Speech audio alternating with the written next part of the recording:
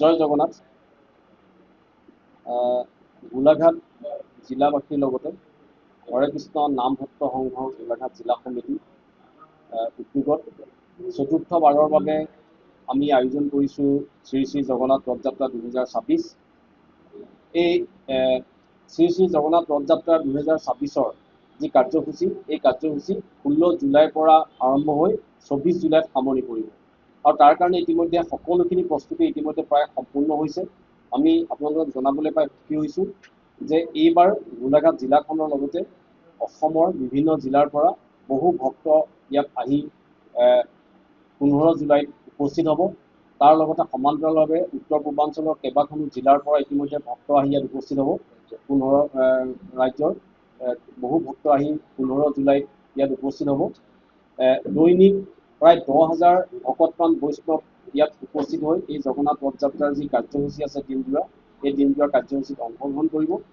আৰু আমি এইখিনিতে আপোনালোকক জনাইছোঁ যে শ্ৰী শ্ৰী জগন্নাথ ৰথযাত্ৰা 2026-ৰ উদযাপন সমিতিয়ে অলপো ত্ৰুটি নৰখাকৈ ইতিমধ্যে সকলোখিনি কাম সম্পন্ন কৰিছে, য'ত গোলাঘাট জিলা প্ৰশাসন, গোলাঘাট আৰক্ষী প্ৰশাসন, গোলাঘাট পৌৰসভা বা গোলাঘাটৰ অন্যান্য যিসমূহ দল সংগঠন আছে, গোলাঘাটৰ বিভিন্ন নামঘৰ আছে, মন্দিৰ আছে, সকলো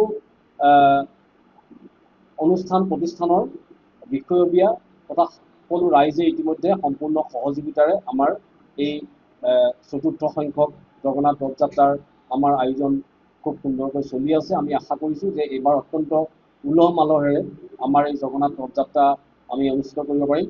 আৰু পুৰীৰ যি জগন্নাথ ৰথযাত্ৰা তাৰ সকলো নীতি নিয়ম ইয়াত একেদৰে পালন কৰা হয়। হয়তো তাতকৈ ইয়াত আমাৰ কিছু সৰু হয় অনুষ্ঠানটো, কিন্তু তাৰ যিখিনি নীতি নিয়ম, সকলোখিনি নীতি নিয়ম সম্পূৰ্ণ পৰম্পৰা একে ৰাখি আমাৰ এই জগন্নাথ ৰথযাত্ৰাৰ সকলো কাৰ্যসূচী আমাৰ ইয়াত অনুষ্ঠিত হয়। আৰু এইবাৰ আমি আপোনালোকক জনাবলৈ পাই ভাল পাইছোঁ যে ইতিমধ্যে পুৰীৰ পৰা আমাৰ জগন্নাথ ৰথযাত্ৰাৰ কাৰণে যি 3গৰাকী ভগৱানৰ ইতিমধ্যে মূৰ্তি আমাৰ প্ৰয়োজন হয়, সেয়া আমি পুৰীৰ পৰা এইবাৰ সেয়া অনা হৈছে। আপোনালোকে ৰথযাত্ৰাত দেখিব যে শ্ৰীকৃষ্ণ আৰু বলোৰাম আৰু সুভদ্ৰা এই তিনিওৰে মূৰ্তি আমি এইবাৰ পুৰীৰ পৰা আনিছোঁ আৰু স্থায়ীভাৱে সেই মূৰ্তি ইতিমধ্যে আমি গোলাঘাটলৈ অনা হৈছে। সেইটো এটা গোলাঘাটবাসীৰ কাৰণে সুখবৰ। আমি ৰথযাত্ৰাৰ দিনাখনে আপোনালোকে সেয়া মূৰ্তি আপোনালোকে প্ৰত্যক্ষ কৰিব পাৰিব আৰু সকলোৱে সেৱা ল'ব পাৰিব।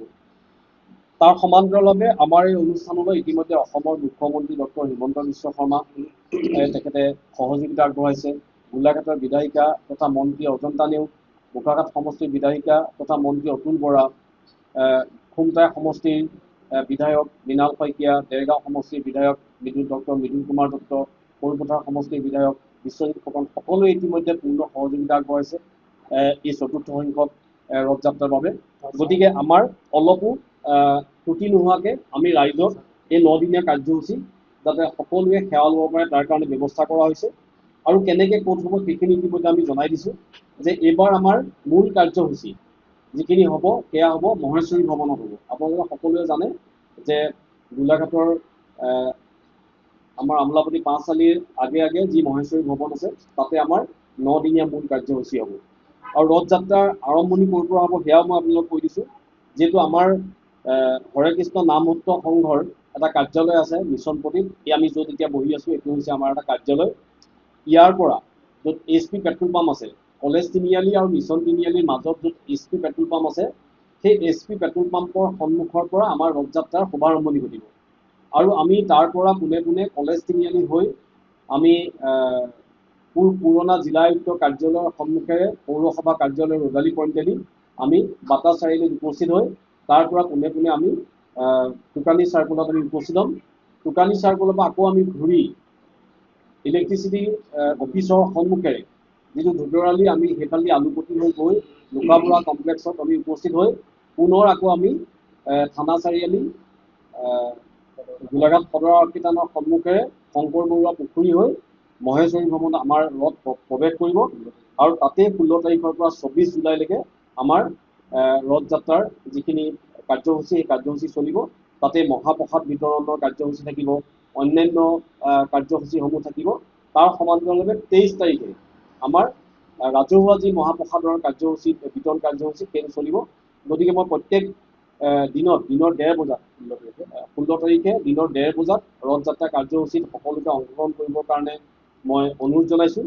আৰু ৰথযাত্ৰাৰ শুভাৰম্ভণি ঘটাব আমাৰ যোৱাবাৰ ইতিমধ্যে তেখেতে আমাৰ ৰথযাত্ৰাৰ শুভাৰম্ভণি ঘটাইছিলে, যাক আমি ৰজা হিচাপে দায়িত্ব অৰ্পণ কৰা হয়।